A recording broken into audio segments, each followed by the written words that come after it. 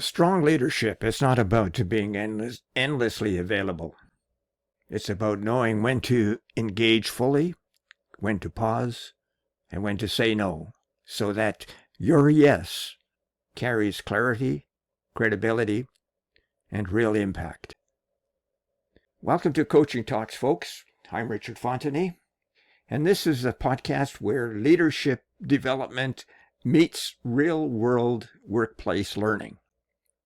And today we're talking about setting boundaries with confidence and why protecting your time and energy is not optional for effective leadership. Many leaders struggle with boundaries because they equate availability with commitment. The result is exhaustion, blurred priorities, and inconsistent performance. Now, this episode is for leaders, managers, and professionals who want to lead well without burning out. And that's a tall order.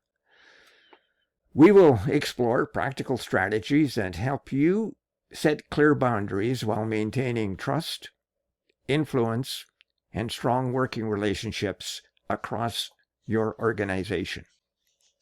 Now, before we dive in, please subscribe to Coaching Talks. Share this episode with a colleague, and leave a quick review. You know, a quick review helps more leaders access practical tools that strengthen workplaces and support sustainable leadership growth. Now, we do have other podcasts, Speaking from the Heart, which has a Christian and universal values theme. Affiliate Marketing Secrets, which has a digital marketing theme. Now, all these are present on this channel and can be accessed through the playlists or the podcast menu. Now, let's get going with today's topic. Clear limits, strong leadership boundaries, and how boundaries build trust. Now let's talk about why leadership boundaries matter in the first place. Boundaries matter because leadership is a finite resource. Time, energy, and attention are not limited. Yet, many leaders behave as if they are unlimited. Without boundaries, leaders become reactive rather than intentional. Their calendars fill with low-impact demands. Their energy drains through constant interruptions. And their credibility weakens as commitments stretch them too thin. Clear boundaries protect focus, and they help leaders prioritize work that aligns with strategy and with their values. Boundaries also reduce attention fatigue by establishing expectations in advance. When teams know when and how to engage their leaders, work flows more smoothly, and more importantly, boundaries model healthy behavior. Leaders who respect their own limits give others permission to do the same. Now, this creates cultures where productivity replaces urgency and accountability replaces chaos. Boundaries are not barriers to collaboration. They are frameworks that allow collaboration to happen, and they allow them to happen efficiently, respecting sustainability over time. Now let's look at 5 strategies that will enhance leadership boundaries. The first strategy is to clarify before commitment. Or many boundary problems begin when leaders say yes too quickly. They respond out of habit, under pressure, or out of a desire to be helpful without fully assessing the request. Clarity requires pausing to evaluate whether the request is appropriate or not. Leaders should ask, Does this request fit my role? Does it support current priorities? And what will happen if I replace it with something else? Clarifying expectations before committing prevents later resentment. It allows to build trust and improve follow-through. And leaders who practice clarity communicate decisions confidently and consistently. They avoid vague promises and overextension. And over time, teams learn that a leader's yes is reliable and his no is very thoughtful. Clarity before commitment transforms boundaries from emotional reactions into professional standards that guide decision-making and workload management. The second strategy is to communicate boundaries early and calmly. Waiting until frustration builds often leads to defensive conversations. Early communication sets expectations before problems arise. Calm delivery matters as much as content. Leaders who communicate boundaries with a steady tone and simple language reduce resistance. Now, there's no need to over-explain or justify excessively.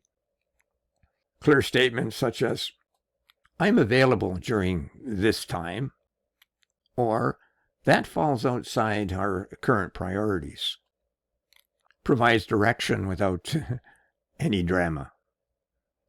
A calm communication reinforces confidence.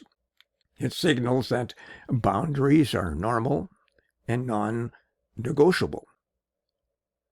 They are not negotiable for stress matters. Over time, early communication prevents misunderstanding, reduces conflict, and strengthens mutual respect within professional boundaries and professional relationships. The third strategy is to focus on protecting energy and not just time. Now, leaders often manage calendars well, but they overlook emotional and cognitive fatigue. Certain interactions drain energy disproportionately. Effective boundaries acknowledge this reality. Leaders can schedule demanding conversations strategically, limit exposure to unnecessary negativity, and create recovery time between high-stakes meetings. Protecting energy improves decision quality and emotional regulation, and it enhances presence. When leaders are not depleted, they listen better and respond more thoughtfully. Energy boundaries may include limiting after-hours communication or declining meetings without if they don't have any clear agendas. Boundary practices are not self-indulgent. They are responsible leadership behaviors. So protecting energy ensures leaders show up fully for the work and for the people that matter the most. Now, the fourth strategy is to publicly model boundaries. Now, leaders teach more through behavior than through policy. Pardon me. When leaders send late-night emails, regularly cancel personal time, or praise overwork, they unintentionally encourage boundary erosion. Modeling boundaries means visibly honoring limits, and this may include taking breaks, leaving on time when possible, or declining meetings that conflict with their own priorities. Public modeling normalizes healthy boundaries across teams. It reinforces that performance is measured by outcomes and not by exhaustion. Leaders who model boundaries create psychological safety, giving employees permission to manage workloads responsibly. And over time, this modeling builds resilient teams that sustain performance without chronic burnout. Public boundaries are leadership signals that shape culture every day. Now, the fifth strategy is to reinforce boundaries without apology. Now, many leaders undermine boundaries by softening them or with, let's say, guilt-laden language. Another false communication method is to apologize repeatedly for limits that are set. And when leaders do that, it suggests uncertainty. Confident leaders restate boundaries respectfully and consistently. Reinforcement may feel uncomfortable at first, especially when others push back. However, consistency builds trust, and leaders can acknowledge disappointment without reversing their decisions. Statements like, "I understand this is frustrating, but the boundary remains," and that balances empathy and firmness. This type of reinforcement protects their credibility. When boundaries shift under pressure, confusion increases, and leaders who reinforce commonly demonstrate integrity. And over time, others will adapt. Boundaries become predictable rather than contested, freeing leaders from constant renegotiation or negotiation and emotional upheaval. Now, here's a workplace story that illustrates these strategies to a T. A department manager I once coached struggled with constant interruptions and extended workdays. Initially, she believed availability demonstrated dedication. But over time, exhaustion eroded decision-making and the morale of her team. I suggested she set clear boundaries by introducing blocks of focused work in her calendar and establishing meeting guidelines. We worked on setting communication expectations and sharing them openly with her team. Now, initially there was resistance. Some team members felt constrained. However, she consistently reinforced the boundaries and she modeled them. Within weeks, meetings became more purposeful. Agendas were clarified and presented to her team before meetings. And team members began protecting their own time with greater focus and resolve. And overall, productivity improved. Now, the manager reported increased energy and clear leadership presence. Trust was strengthened because expectations were transparent. Now, this story shows that clear, consistent boundaries improve performance without damaging or changing the relationships that she had. Leadership effectiveness increased not by doing more, but by doing what mattered with intention. Now, this may be a good time to refer to our Biswali system. Now, in that service, we can narrow your requirements to something very specific if you would like. And that way I can meet your specific needs. The Biswali system is located in the description below. Now, here's a 3-point call to action for this week.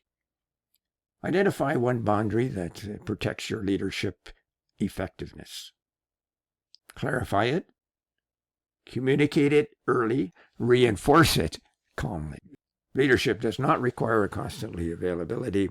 It requires clarity, consistency, and confidence.